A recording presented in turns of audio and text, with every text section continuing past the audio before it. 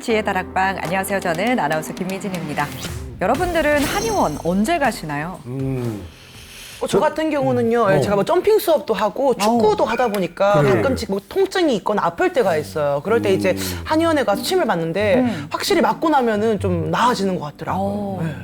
저는 일이 좀 잘 안 풀릴 때 네. 한의원 가서 침을 맞으면 한 방에 풀리더라고요. 오, 진짜요? 진짜요? 네, 그러다 보니까 뭐 일이 잘 안 풀릴 때 한의원 가서 한 방에 풀릴 수 있는 일들 그런 것들을 좀 찾습니다. 일이 안 풀릴 때. 한방 요것도 연결시키려고 했던 거 아니야? 뻔하지 뭐. 개그입니다, 개그. 개그인데 또 개그. 너무 진지하게 받아들였어요. 진작에 받았어요. 네네네. 그냥 한 방에 끝냅니다. 아니 근데 이제 사실 뭐 저 어르신들 같은 경우는 저기 한의원을 거의 뭐 자주 가죠. 뭐 손목 아파도 가시고 뭐 허리 아파도 가시고 맞아요. 무릎도 뻐근하면 가시고 또 머리 아플 때도 가시고 그만큼 젊은 사람들보다는 좀 어르신들이 더 많이 찾는다는 그런 이미지가 있긴 있어요. 맞습니다. 요즘은 좀 어르신들이 많이 간다라는 이미지가 있긴 한데요. 네. 지난 시간에 저희가 암 통합 치료에 대해서 알아봤거든요. 네. 암 통합 치료, 뭐 암 치료 예방과 관련해서 한의학과 어떤 관계가 있는지 궁금하시지 않으신가요? 궁금해요. 조금 어떤 관계가 있을까요?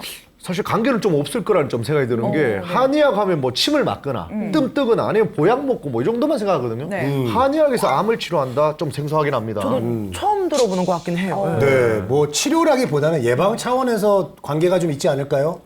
좋은 그 한약의 성분들을 잘 다려서 이렇게 미리미리 건강하게 복용을 하면 네. 뭐 암을 좀 대비할 수 있는 네. 그런 의도 아닐까요? 네, 한의원에서도 암을 치료할 수 있다고 합니다. 뭐 어떤 내용인지 궁금하시죠? 네. 이혁재 한의사님 모시고 오늘 이야기 들어보도록 하겠습니다. 큰 박수 부탁드립니다.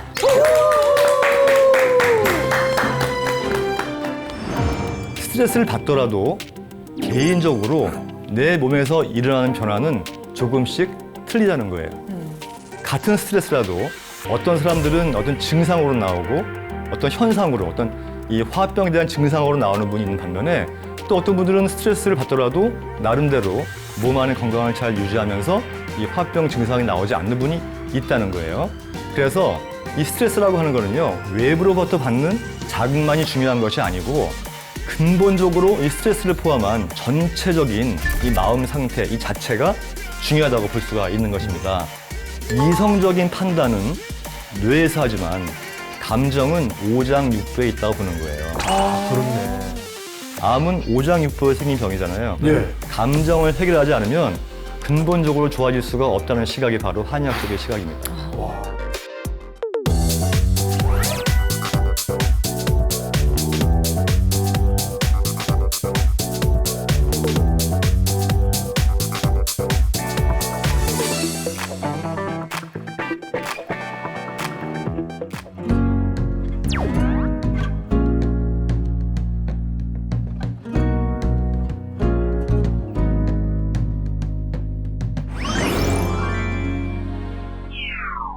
안녕하십니까. 네.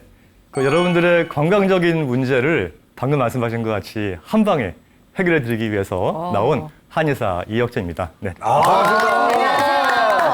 이름이 되게 친근감이 있습니다. 저희 개그맨 선배님하고 이름이 똑같아가지고 예, 되게 친근감이 있는데 저희가 아까 우리 원장님 오기 전에 저희들끼리 조금 얘기를 나눴는데 네. 암을 한의원에서도 고칠 수 있다. 한의학에서도 암을 고칠 수 있다. 이런 얘기를 했거든요. 요거 맞는 말입니까, 요게? 이제 맞는 말일 수도 있고요. 예, 또 다 맞지 않는 말일 수도 있는데요. 제가 이걸 이제 왜 이렇게 말씀을 이제 드리냐면은 이런 게 있어요. 그 환자분들이 오셔가지고 그 원장님 그 한약을 1년 내내 먹으면 평생 감기 안 걸리고 살 수 있나요? 라고 물어보면 제가 뭐라고 하겠어요? 그럴 수도 있고 아닐 수도 있다. 같은 이야기예요. 다시 말해서 이 암이라고 하는 것은 이 암세포의 특성을 아셔야 되는데 얘들은 완전히 발본 세건에서 없앨 수 있는 존재가 아니에요. 예. 건강한 사람도 하루에 3,000개에서 5,000개씩 암세포가 만들어지고 사라지고 하는 부분을 반복을 하기 때문에 얘들은 내가 함께 데리고 평생 내 생명을 다할 때까지 끌고 가야 되는 존재이며 얘들을 잘 다스리기 위해서 내 몸의 건강성을 잘 유지하는 것이 매우 중요하기 때문에 그런 부분에서 내 몸의 건강을 살리는 입장에서 볼 때는 사실은 한의학만큼 좋은 게 없거든요. 그래서 제가 한의학으로 풀어보는 암에 대해서 설명을 드리고자 합니다. 네.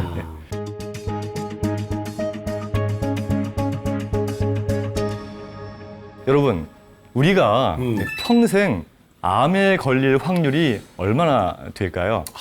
한번 아나운서님부터 한번 몇 프로 정도 될 것 같아요? 오, 평생 암에 걸릴 확률 한 20% 정도 될 것 같습니다. 20%. 예, 또. 예. 예전에는 암에 걸리기 전에 보통 생명이 짧다 보니까 거의 다 돌아가셔가지고 암인지도 네. 모르고 갔을 것 같아요. 하지만 네. 요즘 100세 시대 넘어가니까 네. 한 번쯤은 걸릴 것 같아서 한 저는 80~90%. 네. 여보세요. 그건 너무 많이 쓰신 아, 것 너무 같아요. 많은 거예요? 네, 그 암적인 대사를 그렇게 하고 그래요. 암적인데요. 암적인 사람 이 사람. 제가 암세포가 된다. 예. 저는 왠지 50%일 것 같아요. 왜냐면 암이라고 했을 때 꼭 3, 4기뿐만이 아니라 뭐 제자리암도 있고 연기도 있고 하다 보니까 그렇게 따지면 한 반 정도는 되지 않을까 일단 싶어요. 설명이 좀 합리적인 설명하셨어요. 예. 저는 이제 한 3명 중에 1명꼴로 해서 이제 한 33% 정도 그 정도 되지 않을까 더 낮게 보시네요. 예, 맞습니다. 지금 제일 마지막에 답하시는 거 아닌데 37%예요. 생각보다 많지는 않네요. 많지는 않죠. 많은 거죠. 하지만 생각을 해보면 3명 중에 1명꼴이라면 여기도 지금 벌써 있어요. 그렇죠. 저희 중에 벌써 한두 명은 어머. 지금 안 그래도 저는 벌써 암세포가 예, 됐거든요. 여기, 예. 암적인 존재입니다. 저희 프로에서. 전제가 돼버렸어요. 예, 받을 수 있는 거기 때문에 항상 미리 좀 대처를 하고 아이고, 세상에. 내 몸속 관리를 위해서 이제 신경을 써야 되는데 실제로 이제 아까 이제 대답 중에서 아주 중요한 말씀이 나왔는데 조선 시대 때 이 네. 평균 수명이 보통 일반 평민들은 35세였어요. 맞아요. 35세. 너무 양반들이 55세예요. 그러면은 그 궁중에서 그 당시 최고의 어휘를 두고 살았던 왕들은 몇 살이냐?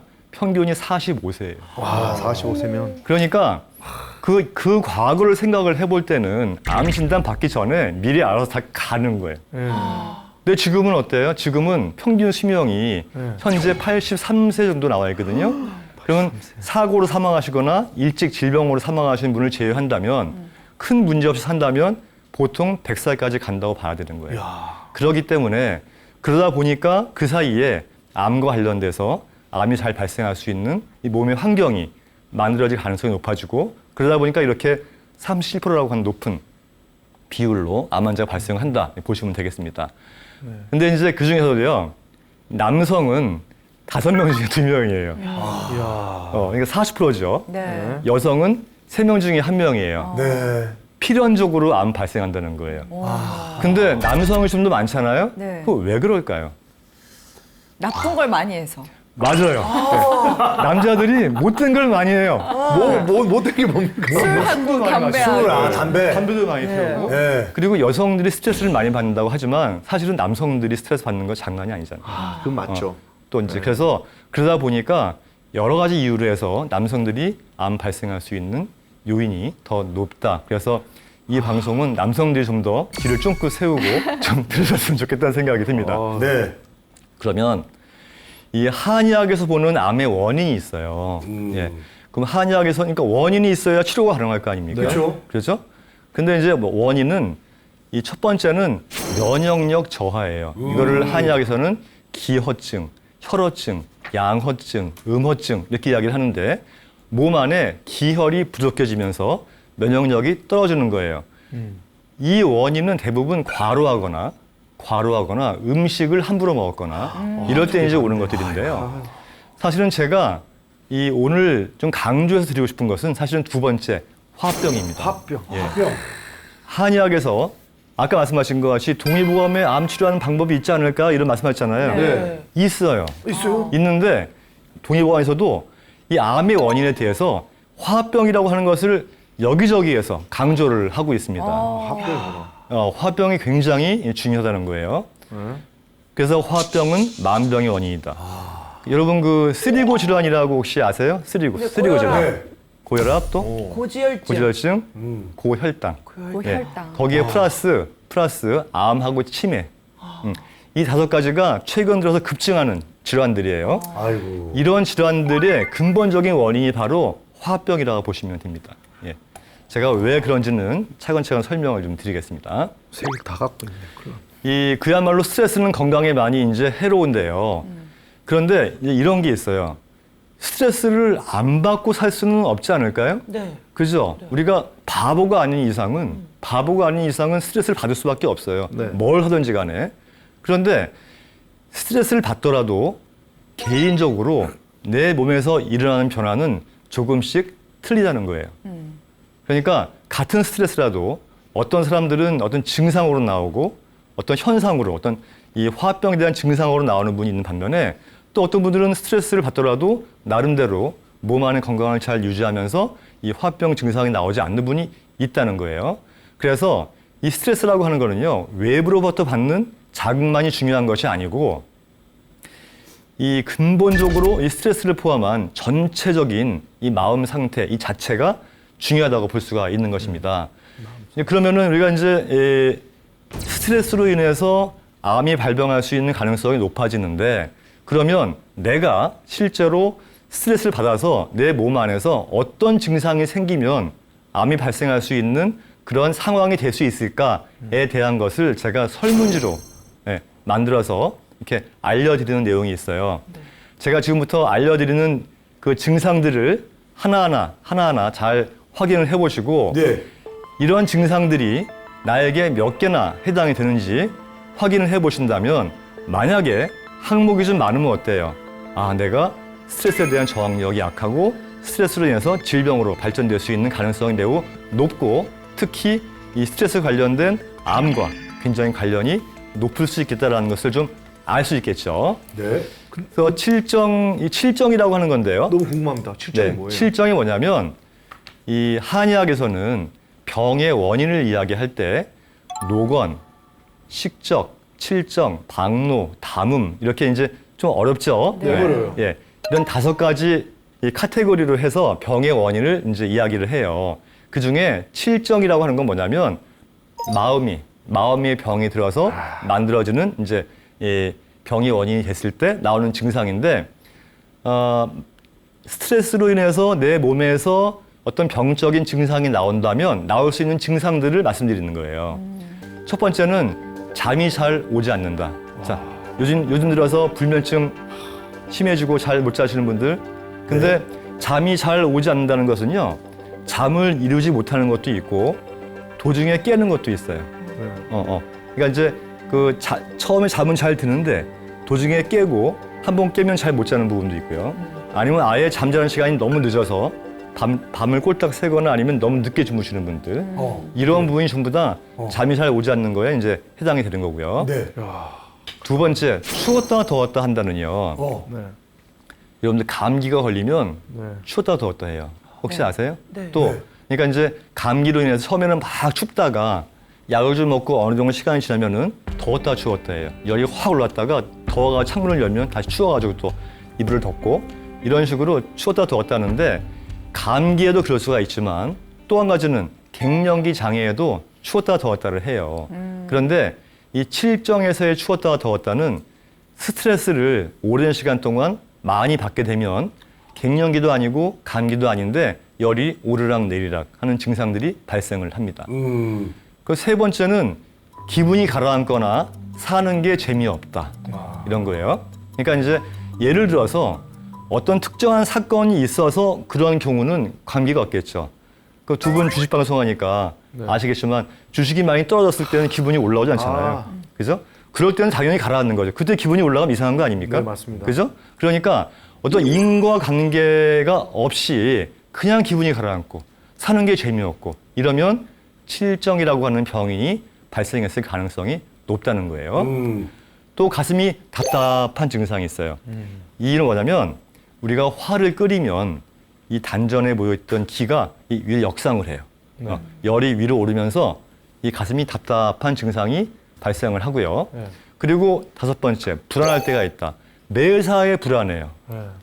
그러니까 뭐 옆에서 긍정적인 사고방식을 가지라고 아무리 이야기를 해도 항상 불안하고 항상 걱정되고 항상 이 디프레션 되어 있는 이런 상태가 있다면 이 또한 칠정의 증상이라고 할 수가 있겠습니다. 지금 세보고 있죠. 본인이 몇 개 해당되는지. 그리고 6번째는 심장이 두근거려요. 예. 화를 끓이면 교감신경이 항진되기 때문에 심장이 두근거립니다. 그리고 건망증이 있다. 그러니까 과거에 비해서 건망증이 자주 있다면 머리에 혈류량이 부족해지면서 자꾸 까먹는 건데 이 또한 화를 끓이고 스트레스를 받으면 증상이 올 수가 있습니다. 또 가슴이 조이는 느낌이 있다.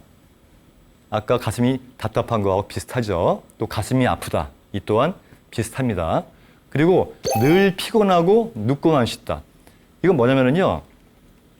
우리가 피곤할 때 밥을 못 먹고 피곤하면은 그래도 주변에서 아이고 네가 밥을 못 먹었으니까 피곤하거나 그러는데 밥을 잘 먹는데 피곤하다는 사람들이 있어요. 네, 그게 저예요. 그렇죠.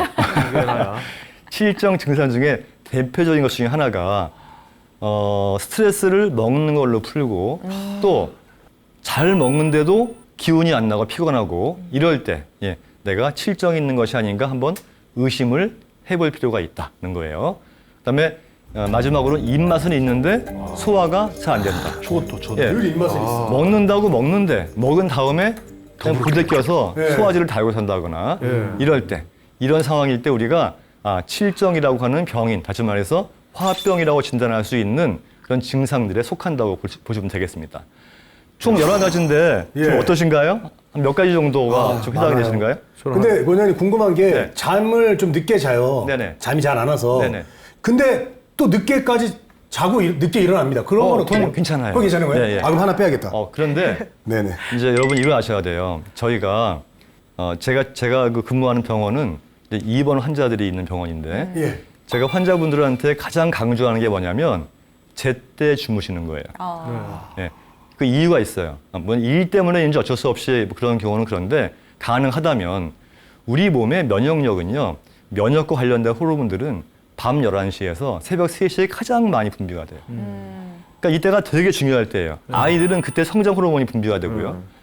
어른들은 그때 내 면역력을 올릴 수 있는 좋은 물질들이 그때 많이 분비되는데 네. 그때 눈을 감고 자야 되는데 그때 눈을 뜨고 그 양기를 키워서 무엇인가 하고 있다면 면역력이 훅 떨어지겠죠. 아이고.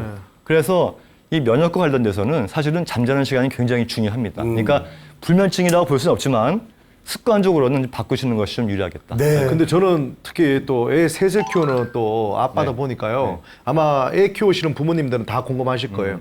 애들 한 8, 9시쯤 되면 이제 가물가물해서 한 10시쯤에 잡니다. 네. 그러고 나서 같이 자기에 너무 아까운 거예요, 시간이. 왜냐면 이때까지 고생했는데 또 내일 아침에 애들하고 같이 깨면 제 시간이 하나도 없잖아요. 네. 어쩔 수 없이 잠은 오지만 10시부터 이제 제가 하고 싶은 드라마도 보고 네. 게임도 좀 하고 뭐 하다 보면 새벽 1, 2시가 돼요. 그러다 보면 잠이 안 와요. 이게 계속 이어지려. 그러고 나면 아침 또 7시에는 애들이 깨니까 또 같이 깨고. 방법이 있어요. 일찍 같이 자고 네. 일찍 일어나세요. 오히려 예.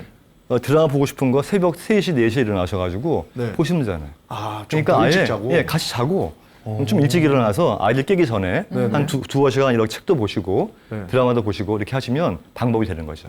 그렇게 하시는 것이 해요. 건강성 향상에 좋죠. 그래야 되겠군요. 네.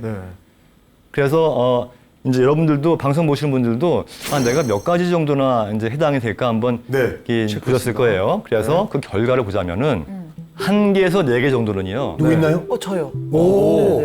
어쩐지 두 분. 아니, 오. 제가 봐도 그렇게 보여요. 진짜요? 행복해 보여요. 근데 행복해 보여요. 행복해요, 맨날. 네. 아니 원장님 그럼 저는 1개, 4개는 절대 아니라고 생각을 하신 거예요? 그렇게 보여요. 그건 누가 봐도 그래요. 지금 혹시라도 적게 나올까 봐 걱정입니다, 저희는. 아휴. 그래서 그 4개까지는 사실은 뭐 큰 문제가 없다고 보시면 됩니다. 예. 부럽다. 왜냐하면 살면서 이 스트레스 받을 일이 많은데 네. 그런 상황에서 그런 정도의 한 서너 가지 정도의 증상만 가지고 산다면 큰 문제가 없다고 보는 거예요. 그런데 5개에서 8개 정도라고 생각. 그거 접니다. 예, 6개, 저요. 6개. 예, 저도요. 형 6개밖에 안 돼요? 나 6개요, 저도. 더 많을 것 같은데. 왜 그러죠? 그럴 것 같아서. 그러니까 이 대한민국은 참 남성들이 불쌍한 사회예요. 그러네. 남자가 더 많네. 그렇잖아. 남성들 두 분이 지금 그렇잖아요. 그러니까 이제 이렇게 스트레스에 취약한 상태라고 보고 또 마음 수련이나 환경 개선이 필요하다. 그리고 이제 여기서 나오지 않았지만은 거의 9개 이상 나오는 분들이 있어요. 이런 분들이라면 전문가와 상담을 하고 언제든지 어떤 병이 터질지 모르는 상황이니까 상담을 하고 제대로 좀 치료를 하는 노력이 필요하다. 이렇게 보시면 되겠습니다. 네. 이 암을 치료하는데 현재 우리나라에서는 암을 치료하는 방식이 크게 2가지가 있다고 보시면 돼요.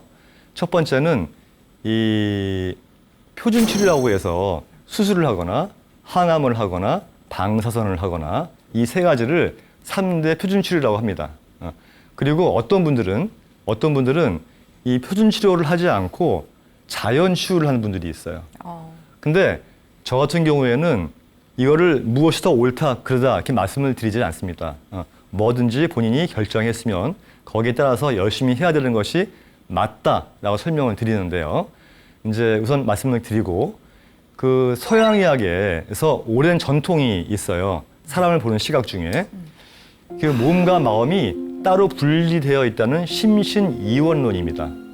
그래서 이 우리가 왜 수술을 할 때도 수술을 하는 것은 마음을 치료하는 게 아니잖아요. 몸을 치료하는 거잖아요. 그렇기 때문에 수술이 많이 발달이 된 거죠. 그런데 요 근래에 와서는 이제 요 근래라는 건 이제 몇십 년 전이죠. 그때부터는 아, 이게 몸과 마음이 떨어져 있는 것이 아니고 같이 가는구나라는 생각들이 이제 많이 발전되면서 요즘에는 서양의학에서도 굉장히 마음에 대한 이야기를 많이 하고 있습니다. 그런데 이 한의학에서는요, 애당초부터 이 몸과 마음이 하나인 심신일원론을 말씀을 이제 많이 드려요. 심신일원론이라는 것은 몸과 마음이 하나라는 거죠. 네. 이 말은 무슨 말이냐면요, 마음을 치료해야 몸이 좋아진다는 말하고 똑같은 거예요. 또 몸이 건강치 않으면 마음이 상한다는 말하고도 같은 거예요. 그러면은 이 암을 치료할 때 있어서 암이라고 하는 것은 결국은 우리가 몸에서 일어나는 병이라고 볼 수 있잖아요. 그런데 이것을 마음을 치료하지 않고서는 몸에 있는 그 병을 절대 치료할 수가 없다고 보는 시각이 한의학적인 시각이고 실제로 임상에서 저희가 많이 해보면 마음이 치료가 되시고 마음이 굳건해지신 분들이 3대 표준 치료를 하던 자연 치료를 하던 더 치료 효율이 높아진다는 것을 알 수가 있어요. 제가 또 이제 이런 부분들을 또 어떻게 구체적으로 하는가에 대한 것은 또 차차 설명을 드릴 거니까요. 이제 그래서 이 동의보감에는 이런 이야기가 있어요. 네. 심난즉 병생, 심정즉 병자의. 한번 읽어보시겠어요? 뜻에 대해서? 한번 읽어보세요. 마음이 살아나면 병이 생기고 마음이 안정되면 어떤 병도 저절로 치유된다. 그 병에 암이 포함돼야 안 돼요? 포함되겠죠. 포함되죠. 그래서 여러분들 이런 말 들어봤어요? 비위가 상한다. 비위상한. 비위가 상한다. 예. 간이 부었다. 쓸개 빠진 인간이다. 방광이 움츠러들었다. 이름 하잖아요. 이야기할 때. 간 떨어질 뻔했다. 간 떨어질 뻔했다. 이름 하잖아요. 네. 그죠? 이게 전부 다 감정과 관련된 거예요. 그래서 우리가 이성적인 판단은 뇌에서 하지만 감정은 오장육부에 있다고 보는 거예요. 그렇네. 그렇기 때문에 오장육부의 질환이잖아요. 암은 오장육부에 생긴 병이잖아요. 감정을 해결하지 않으면 근본적으로 좋아질 수가 없다는 시각이 바로 한의학적인 시각입니다. 다시 말해서 이런 거예요. 항암하고 방사선하고 수술을 해서 완전히 암세포를 발본 세원에서 없애버렸어요. 완전히 없애버렸어요. 그렇게 했더라도 제가 뭐라고 그랬어요? 그 다음날부터 하루에 3,000개씩, 5,000개씩 암세포는 만들어진다고 했잖아요. 그죠? 결국은 이 내 몸속 환경, 내 마음속 환경, 내 몸속 환경, 내 마음속 환경이 건강성 있는 환경으로 바뀌지 않는 이상은 우리는 항상 암의 재발 전이로부터 자유로울 수가 없다는 거예요. 그래서 이제 제가 항상 드리는 말씀이 이 암 대형 병원에서 암 표준 치료를 하시던 아니면 혼자 집에서 이렇게 자연 치료를 하시던 가장 중요한 것은 마음 관리를 하시라는 거예요. 그런 의미에서 바로 저런 이야기를 저희가 설명을 드리는 겁니다. 그래서 이제 서양 의학에서 봤을 때 우리가 이제 스트레스를 받거나 마음이 불안정해지면요, 림프구가 감소하고 과립구가 증가를 하고요. 림프 감소하고 과립구가 증가한다는 거는요, 면역력이 감소하고 활성산소가 증가한다는 거예요. 이 활성산소라는 이야기 많이 들어봤죠? 노화의 범인 아닙니까? 맞아요. 이 활성산소, 그러니까 결국은 이제 암과의 전쟁은 활성산소와의 전쟁이라고 봐도 과언이 아닌데요. 결국 활성산소가 증가하게 되면 이걸로 해서 몸 안에서 만성염증이 발생하고 그 속에서 이 활성산소가 제대로 해결이 안 되면 독성 물질로 바뀌면서 건강한 세포를 죽이고 암세포가 양산되는 그런 상황이 되기 때문에 이 활성산소를 낮추는 노력을 열심히 해야 되는데 어쨌든 우리가 열받고 스트레스 받으면 활성산소가 증가한다는 거예요. 그리고 세포의 정상적인 세포가 이 조직이 파괴되고 암세포가 이 발생하게 되는 이제 그런 상태가 되는 거죠. 그리고 스트레스를 받거나 마음이 불안정해지면은 이 혈류량이 줄어서 이 세포 내의 산소와 영양 공급이 감소가 되고 노폐물이 증가가 됩니다. 그리고 전반적인 신진대사의 활력이 저하가 되고요. 또 각종 질병 노출 위험이 급격히 상승을 합니다. 근데 여러분, 우리가 이제 암 진단 받잖아요. 네. 그러면 대부분 멘붕이 와요, 처음에는. 네. 제가 환자분들한테 온갖 좋은 이야기로 설명을 드려도 환자분들은 그 귀에 안 들어와요. 이런 이야기들이. 우리는 지금 건강하고 우리 지금 암 환자가 아니잖아요. 그러니까 이렇게 즐겁게 이야기를 할 수 있지만은 암 환자들은 이런 말이 잘 귀에 안 들어와요. 왜 그럴까요? 교감신경이 엄청나게 항진된 상태가 되는 거예요. 극도의 스트레스예요. 근데 사실은 그럴 필요가 없어요. 그럴 필요가 없다는 거는 제가 또 이따가 설명을 드릴 건데 네. 그럴 필요가 없는데 처음에는 제가 이제 이렇게 결국은 마음이 해결돼야 궁극적으로 암이 해결됩니다 라고 설명을 드리면 암 환자들이 저한테 뭐라고 하냐면 원장님 암 진단 받아봤어요? 그래요. 그 말은 무슨 말이에요? 너는 암 환자가 아니니까 말을 이렇게 편하게 하지. 맞아요. 난 지금 굉장히 멘붕 상태거든. 맞아요. 나 살면서 못된 거 한 것도 없고 술도 안 마시고 담배도 안 피웠는데 나 암 진단 받으리라고는 절대 생각을 해본 적이 없어. 나 지금 완전 멘붕이거든. 이런 거예요, 그 말이. 숨어 있단 말이에요. 그런데 이거를 해결을 하지 않으면 암 치료가 안 돼요. 그러니까 사상 누각이 돼버려요. 이게 무슨 말이냐면요. 우리가 그 암 진단 받으면은 제가 설명드린 것 같이 멘붕이 오죠. 네. 멘붕이 오고 이 스트레스가 확 올라가요. 당연히 올라가죠. 왜 그런 것 같아요? 암은 죽을 병이다. 그런데 암은 죽을 병이 아닙니다. 그런데 어쨌든 그렇기 때문에 이렇게 이제 올라와요. 그러면 교감신경이 상승하게 되면 어떤 문제가 발생하느냐? 첫 번째, 심장 박동이 증가되고요. 두 번째는 호흡곤란이 일어나요. 숨이 차요. 그 다음에 혈관이 수축됩니다. 혈관이 수축이 되면서 혈액순환이 안 돼요. 혈액순환이 안 되면은 이 혈액이라고 하는 것은 건강한 세포에 영양소와 산소를 공급해주는 수단인데 혈관이 수축이 되면서 혈액 공급이 안 되면 건강한 세포가 죽어버리거나 또는 암세포로 전환이 돼요. 그러니까 이 암 치료를 해야 되는데 암이라고 하는 무게 때문에 교감신경이 상승되면 이게 암 치료는커녕 더 심해질 수밖에 없는 상황이 되는 것이죠. 그래서 우리가 왜 이런 거 좀 들어보셨어요? 아, 그냥 뭐 항암 잘 돼가지고 완전히 완치됐다고 좋아했는데 뭐 얼마 뒤에 다시 또 문제가 있어가지고 뭐 전이 돼서 뭐 문제가 돼서 병원에 입원하고 이런 말 많이 좀 들어보신 적 없어요? 네, 있어요. 주변에 많이 있단 말이에요. 이런 경우가 뭐냐면 결국은 그 마음이 해결이 안 된 거예요. 교감신경이 떨어지고 반대로 부교감신경이 올라오게 되면 어떤 상태가 되느냐. 혈관이 열리겠죠? 네. 혈관이 열리면 혈액순환이 잘 돼요.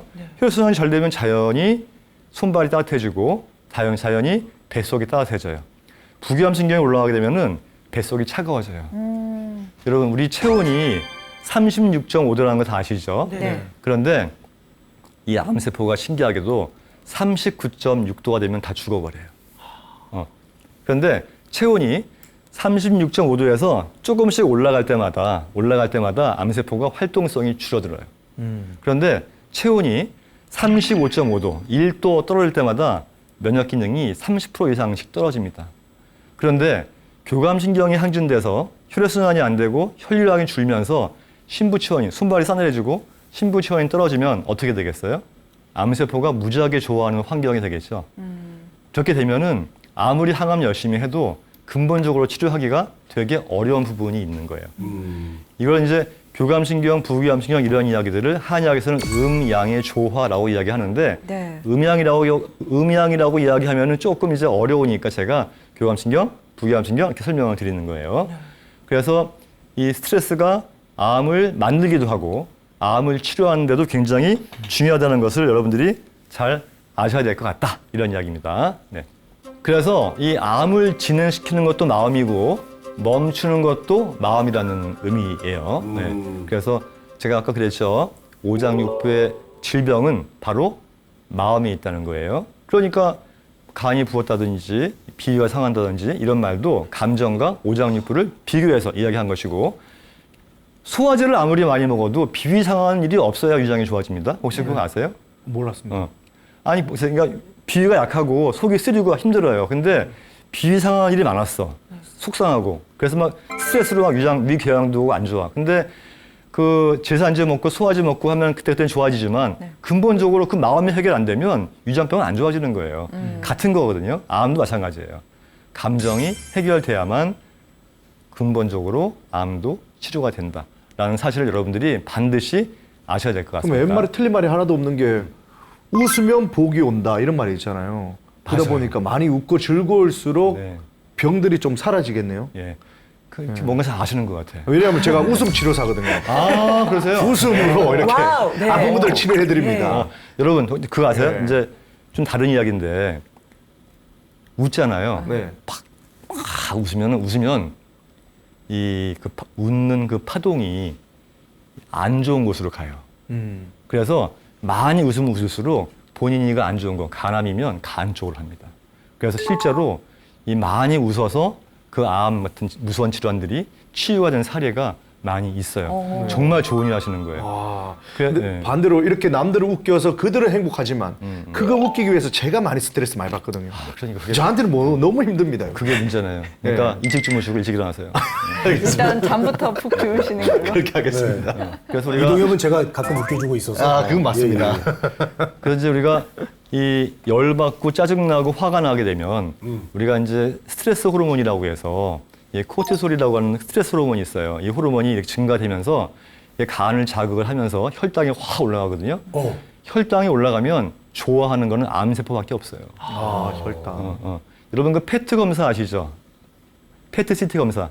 암 검사할 때 그게 포도당을 주사해가지고 포도당을 주사하면은요 암세포들이 좋아가지고 다 붙어 거기에 포도당에 그걸 찍는 거예요. 암세포들은 그런 당을 좋아하는데 이 몸속에 당이 올라가는 환경도 역시 스트레스에서 온다는 거예요. 그렇죠. 그러니까, 스트레스 받으면 당이 그러니까 땡긴다. 저는 뭐 단 것도 안 먹고요, 뭐 음식도 많이 안 먹고 굉장히 신경을 많이 쓰는데 왜 혈당이 높은지 모르겠어요. 이건 거의 100% 스트레스예요. 네.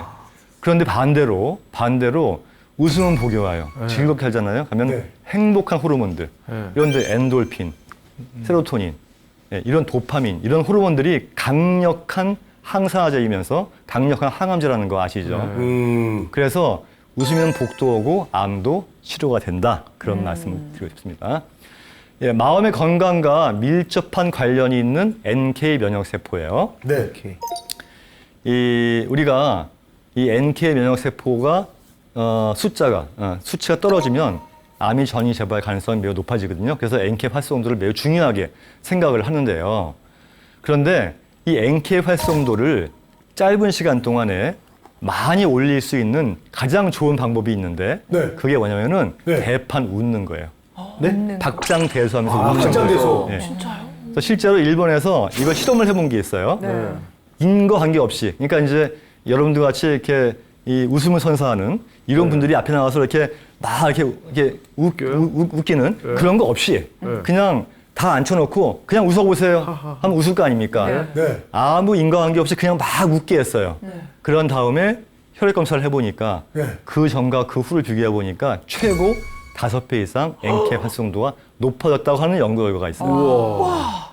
그러니까 많이 웃는 분들은 암이 걸릴 확률이 많이 줄겠죠. 웃어야겠다. 예, 그렇죠. 예. 야, 그래서 우리 와이프는 너무 좋겠는데요. 저 때문에 맨날 웃고 사니까. 훌륭하십니다. 그래서 이 근심 걱정하는 습관이 왜 아니라고 생각하십니까? 지금 한숨 팍 쉬시는데. 아니 재수 씨가 스트레스도 많이 받는다던데. 아니요. 너무 행복해서 스트레스 받아요. 너무 행복해서. 너무 행복해서 스트레스 어떻게 뭐 말도 안 되는 소리야 그게. 행복한데 왜 스트레스 받아? 이건 마치 그거 같은데요. 뜨거운 아이스 아메리카노 같은데요. 좋아 죽겠다 이런 말. 네, 좋아진 거죠. 네. 그 근심 걱정하는 습관이 우리 건강에 미치는 영향은요. 또 거기에 논문이 또 있어요. 네. 근심 걱정하는 습관이 왜 이제 무서운가? 그 2019년 그 삼성 서울병원에서 연구한 결과인데요. 일단 늘 암 치료 후에 재발을 걱정하는 것만으로도 사망 위험이 무려 6.8배까지 증가한다는 거예요. 아이고. 놀랍지 않습니까? 걱정 그 제가 알고 있는 환자분 한 분은요. 10년 전에 간암 말기라고 오시는 분인데 네. 지금도 간암 말기라고 오세요. 우와 10년. 근데 10년째. 간암 말기면은 거의 6개월 정도 아닙니까? 근데 성격이 굉장히 시크하세요. 암까지 거 뭐 죽을 수는 거죠 뭐. 어차피 50년 뒤엔 다 죽어. 맞아요. 이런 식으로. 먼저 죽는 거지 뭐. 그래서 오히려 그렇게 시크한 마음을 가지고 사는 게 훨씬 더 암 치료 후에 더 건강에는 더 좋을 수 있다는 거예요. 재발을 걱정하는 게 뭐예요? 맨날 나 또 재발되면 어떡하지? 전이되면 어떡하지? 이런 걱정을 하는 분들이 그렇지 않은 분들에 비해서 이렇게 많은 비율로 사망 위험률이 높다는 거예요. 제가 걱정이 너무 많은데 진짜 이게 참 걱정을 하면 안 되겠네요. 예, 이게 걱정을 해서 걱정이 없어지면 오늘 뭐 또 예를 걱정이 들어서 뭐 없죠. 이제 게시판에 또 안 좋은 글이 올라오지 않을까. 이동엽이 또 더럽히면 어떡하지? 내가 스트레스 받을 텐데. 뭐 이런 걱정들. 그리고 뭐 저기 친구들하고 관계. 네. 또 뭐 소개팅한 여자가 왜 이렇게 연락이 없지? 뭐 이런 그런 게 너무 많아요. 걱정거리가. 걱정을 안 해야겠습니다. 네. 무시해야 되겠어요. 또 너무 걱정을 또 안 하면은 그것도 네. 좀 이제 그거는 뭐 살아있는 사람으로서 할 수 있는 부분이 아니니까 걱정을 하기는 하되 네. 그냥 그걸로 끝내는 거죠. 그게 쭉 연결되면 안 되는 거죠. 인지 정도 하고 그냥 넘어가는 걸로. 그렇죠. 예, 그렇게 하시면 좋고요. 그래서 우리가 이제 암에 대한 접근법을 바꿔라. 이게 이제 일종의 솔루션이에요. 네. 내 마음을 중심에 놓고 내 몸을 바라봐야만 그에 맞는 올바른 치료법에도 접근할 수가 있습니다. 결국은 마음이 중요하다는 거예요. 네. 그래서 이제 이 암은 절대로 죽을 병이 아닙니다. 제가 아까 말씀드렸지만은 저는 이제 환자분들이 오시면 제일 첫 마디가 꼭 이 말씀을 드려요. 네. 암은 절대 죽을 병이 아닙니다. 제가 이거 이야기할 때 여러분들한테 꼭 한번 물어보고 싶은 게 있었어요. 네. 만약입니다. 네. 뭐 기분 나쁘게 생각하지 마세요. 네. 내가 운명적으로 네.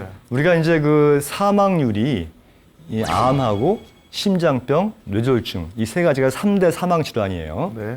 그런데 내가 이 세 가지 중에서 평생 어쩔 수 없이 한 가지가 나한테 찾아온다면은 나는 암을 택할 것이냐, 뇌졸중을 택할 것인가, 심장병을 택할 것인가. 뭐 어쩔 수 없이 암을 암을 택할 수밖에 것 같아요. 없네요. 네. 오늘 이야기 분위기상 그거 해야겠죠. 딴 거 했다 그러면 방송을 할 줄 모르는데. 그렇죠? 그렇죠? 예. 그 뇌졸중은요 한 번 오잖아요. 그러면은 10명 중에 7명이 즉사 가는 거예요. 즉사입니까? 그리고 3명 정도가 운 좋게 수술을 하는데 하는데 반신불수가 되거나 맞아요. 대소변 못 가리거나 말을 못 하거나 이렇게 6년 7년 고생하다가 보통 치매로 사망을 해요. 노지환시키고 다 고생시키고 살아도 살아있는 게 아니에요. 심장병은요 한 번 오면 그냥 가는 거예요. 최근에 그 유명 가수분께서 여기 혼자 계시다가 심장마비로 돌아가신 거잖아요. 네. 그런 것 같이 이 심장 질환은 한 번 오면은 주변에 누가 있으면 다행인데 주변에 누가 있거나 아니면은 또 누가 있고 동시에 주변에 큰 병원이 있거나 이러면 살아나는데 심근경색이 오잖아요. 예. 그럼 그냥 가는 거예요. 인생을 정리할 틈도 없어요. 그 아들한테 전화해가지고 야 내가 네 엄마 몰래 방송 밑에 돈 500만 원 넣어놨으니까 꼭 써라. 이 말도 못해. 못한다. 예. 정리할 수 있는 시간도 그냥 가는 거예요. 불쌍한 게 심장병이에요. 예. 또 뇌졸중은 100% 후유증이 남고 마지막에는 결국은 치매로 사망을 많이 합니다. 근데 암은요 예. 진단받는다고 해서 갑자기 나빠지지 않아요. 네. 내가 얼마든지 내가 노력해서. 대응해서 좋아질 수 있는 방법이 있고요. 네. 그리고 또 한 가지 3기, 4기에 발견됐다 하더라도 완치가 될 수 있는 기회가 있어요. 그러니까 후유증이 남지 않는다는 거예요. 그렇기 때문에 암은 의외로 여러분들이 생각하는 다른 질병에 비해서 그렇게 심각하거나 불쌍하거나 두렵거나 그런 병이 아니라는 것을 여러분들이 잘 아셨으면 좋겠다. 이 말씀 제가 드리고 싶습니다. 네. 자, 이건 제가 일단 좀 읽어보시겠어요? 누가 한번? 네. 예. 미진 아나운서 예. 한번. 병원에서 내 몸을 낫게 해준다고 생각지 마라. 병원에 전적으로 의지하지 마라. 병원은 단지 나를 도와주는 곳이다.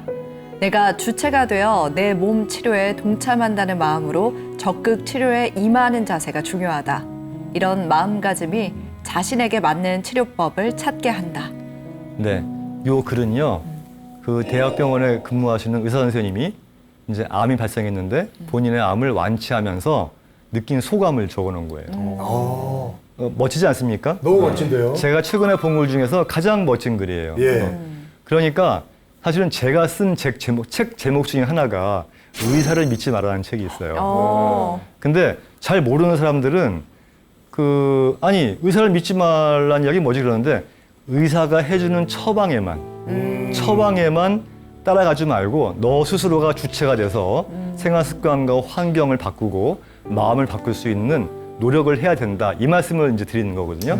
같은 이야기예요. 그래서 지금 암 때문에 고민하고 고생하시는 환우분들이 계신다면은 이러한 본인 스스로가 열심히 노력을 해서 치유된 대학병원 의사 선생님 말씀들을 잘 참고하셔서 용기를 가지고 치료에 임했으면 좋겠습니다. 네. 고맙습니다.